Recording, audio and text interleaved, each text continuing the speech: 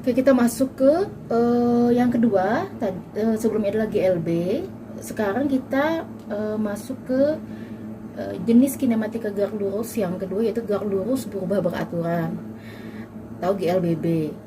Nah, apa itu gerak lurus berubah beraturan?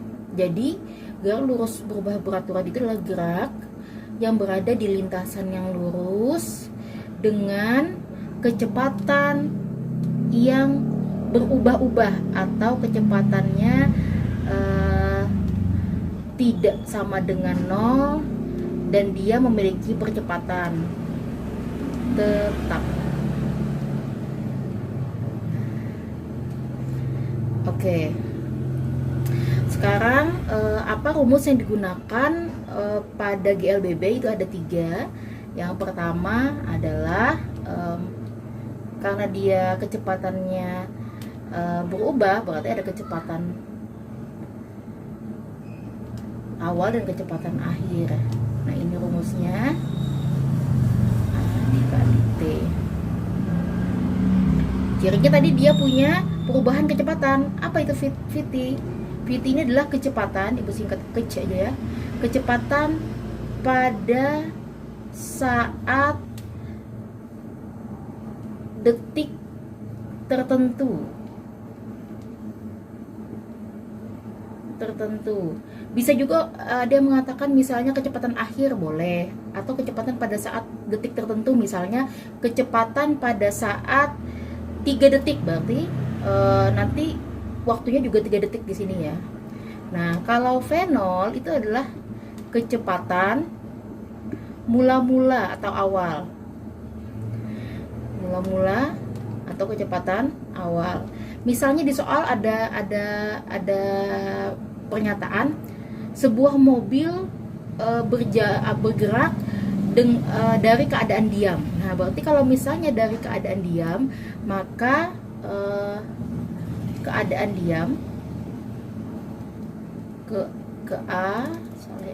keadaan diam, maka V0-nya sama dengan 0 karena dia diam ya. Nah, itu kondisi kalau ada soal yang seperti itu.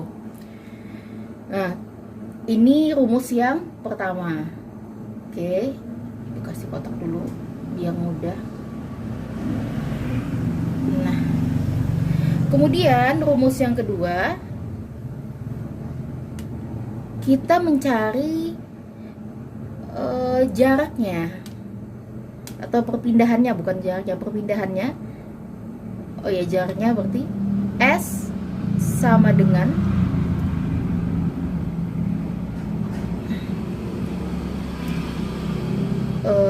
V0T plus setengah AT kuadrat.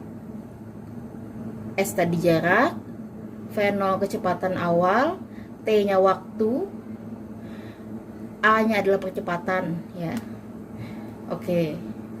Kemudian rumus yang ketiga itu adalah VT kuadrat sama dengan V0 kuadrat ditambah 2AS.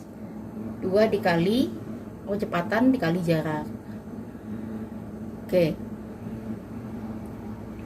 Nah, kalau misalnya kondisinya kalau dia tandanya plus di sini, berarti dia mengalami percepatan.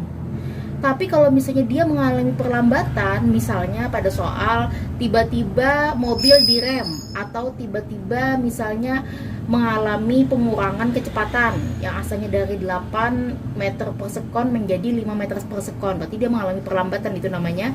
Maka tanda plus ini menjadi minus ya. Itu. Nah, jadi rumusnya ada 3. VT sama dengan V0 plus A dikali T, kemudian ada S sama dengan V0T ditambah setengah AT kuadrat, kemudian ada VT kuadrat sama dengan V0 kuadrat ditambah 2 dikali A dikali S. Nah, Ibu mengharuskan kalian ya, mengharuskan untuk membiasakan menulis soal itu diketahui, ditanya dan dijawab. Tujuannya adalah apa? Tujuannya adalah karena di dalam fisika itu rumus itu banyak. Contoh di dalam GLBB ini, untuk mencari A, mencari VT ada dua rumus, bisa menggunakan ini, bisa menggunakan yang A, bisa menggunakan yang C.